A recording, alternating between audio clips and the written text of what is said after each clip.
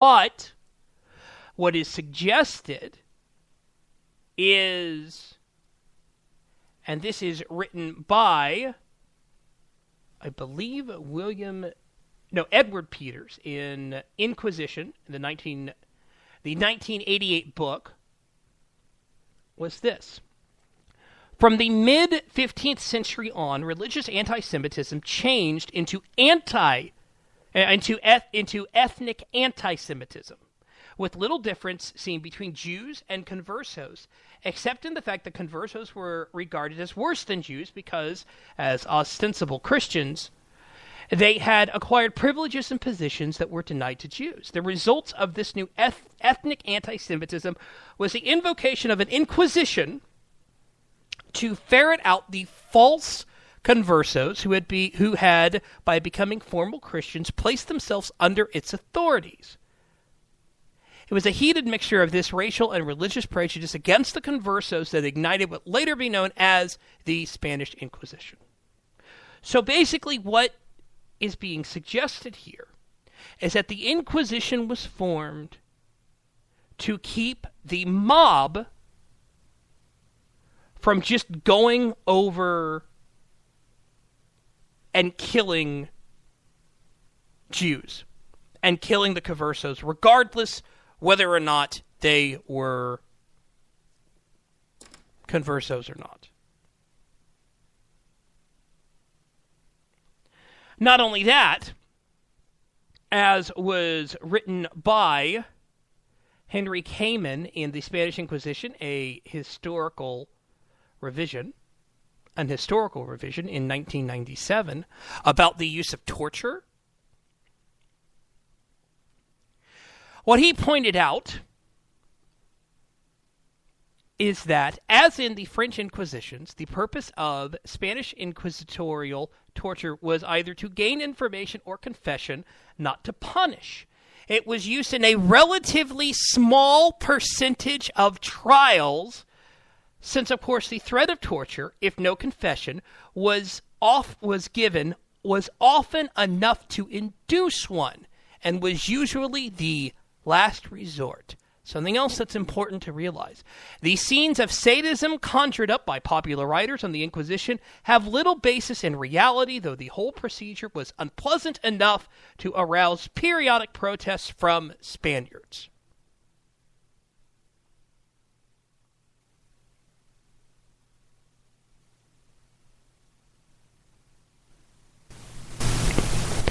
So there you go.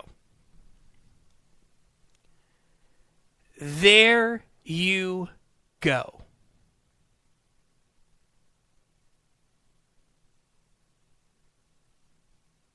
Vicky, by the way, said in the chat room, the facts are just a Google search away. Yes, but you know what the problem is? No one wants to do that. No one wants to do that.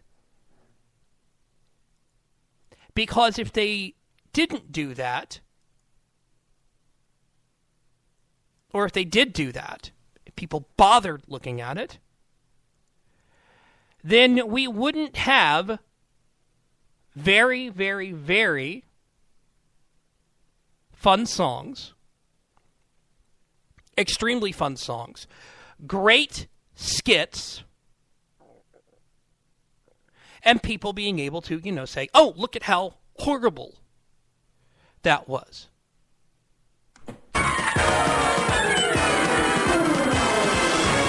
The Inquisition. Let's begin. The Inquisition. Look out, sin. We have a mission to convert the Jews. We're going to teach them Wrong from right. We're going to help them See the light. and make an offer that they can't refuse. That the Jews just can't refuse. Confess. Don't be boring. Say yes. Say yes. Don't be dull. A fact you're ignoring. It's better to lose your skull cap than your skull. Oh, you're gavant. The Inquisition. What a show. The Inquisition. Here we go. We know you're wishing that we'd go away. Yeah, see, that's the thing, is that if that didn't exist, if the idea of facts, people didn't bother looking up facts, We wouldn't have great songs like that. I just had to play that again. That's from History of the World Part 1. As Fishy told me, and I confused with Monty Python. It's my fault. Fishy also suggested that we ask Brian Williams and let him settle this once and for all. Exactly. He would know.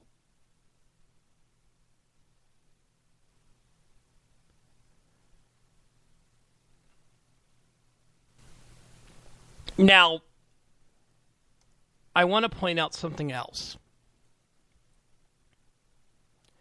Have there been situations where Christianity has been twisted? Completely twisted? Yeah, there have been. The best part is honestly looking at the 30 Years' War, looking at the fights between Catholics and Protestants.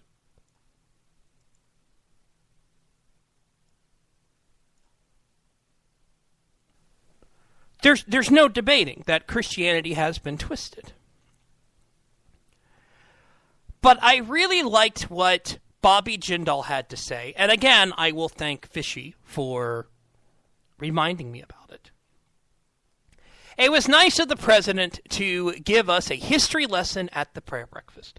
Today, however, the issue right in front of his nose, in the here and now, is the terrorism of radical Islam, the assassination of journalists, the beheading and burning alive of captives. We will be happy to keep an eye out for runaway Christians, but it would be nice if he would face the reality of the situation today. The medieval Christian threat is under control, Mr. President. Please deal with the radical Islam threat today.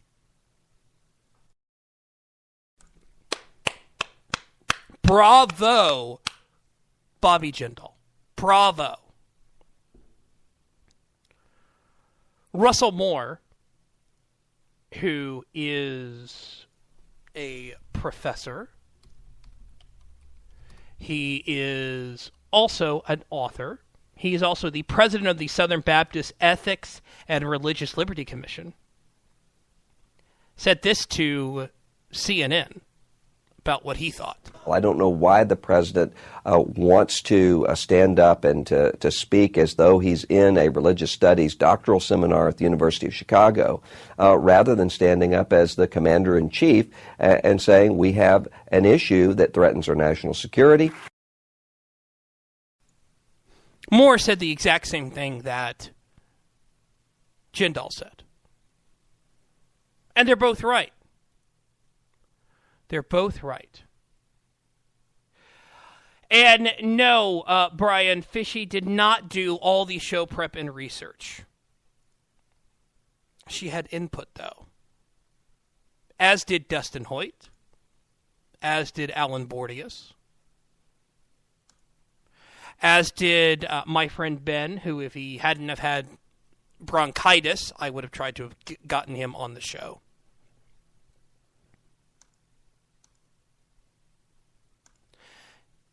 I like it when people contribute. That's why I love the chat room. And Fishy, I'll buy you a drink next time we hang out. How does that sound? Come up to Dallas, I'll buy you a drink. Because I refuse to go down to Houston. Because it's Houston. We are going to take a little bit longer break than normal for the top of the hour because I have to get my guests on. My guests in the next hour, which are Heather and Eric from Odds and Ends with Heather and Eric, which debuts tomorrow at 10 p.m. Eastern, 9 p.m. Central, right here on Vigilant Liberty Radio. We got a new show debuting, folks. Another new show, the second one this month. And we have a third one that's going to be debuting shortly as well. Yes, another one. Another show debuting soon.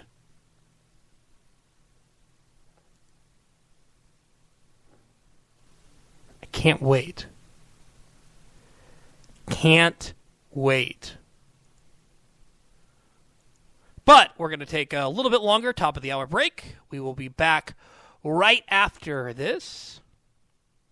This is Saturday Night Cigar Lounge here on Vigilant Liberty Radio. I am your host, Taylor Millard. Back in about 4 or 5 minutes or so.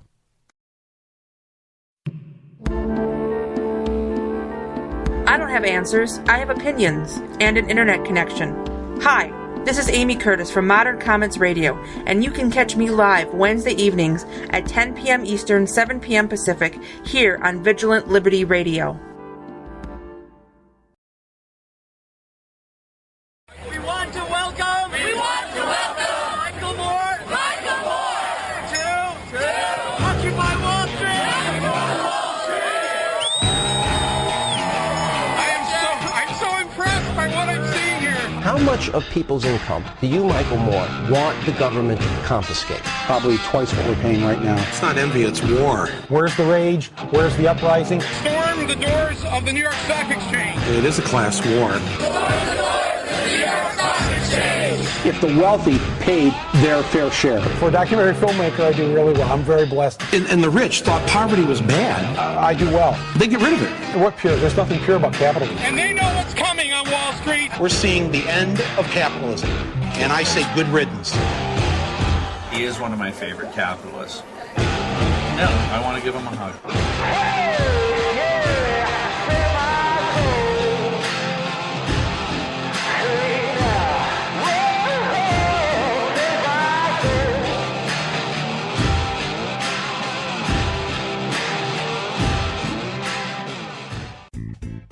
Hi, I'm Taylor Millard, co-host of The Right War, here on Vigilant Liberty Radio. I'll give you one simple reason why you need to listen to Liz Harrison and me every Wednesday and Thursday night at 11 p.m. Eastern. You never know when I'm going to put my foot in my mouth. Liz, I've had similar situations with you in bed. Wait, what? What? That just came out way wrong. That's The Right War, every Wednesdays and Thursdays at 11 p.m. Eastern, here on Vigilant Liberty Radio.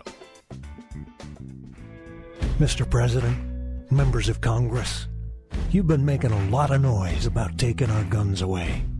But you might want to review history. 1835, Gonzales, Texas Territory.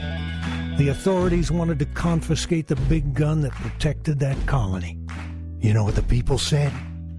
Come and take it. Because they were willing to fight for their freedom and their guns.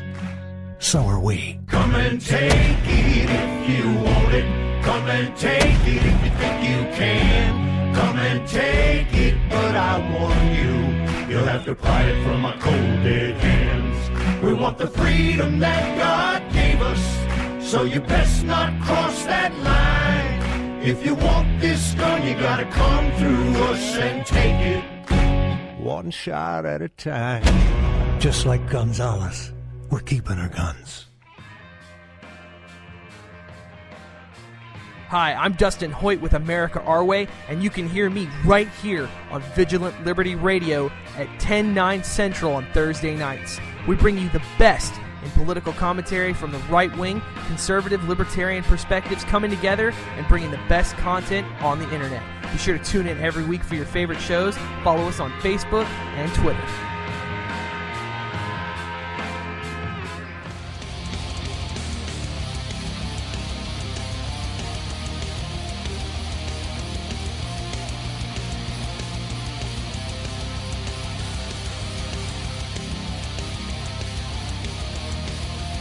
Hi, this is Matt Lewis from the Daily Caller, and you are listening to Vigilant Liberty Radio.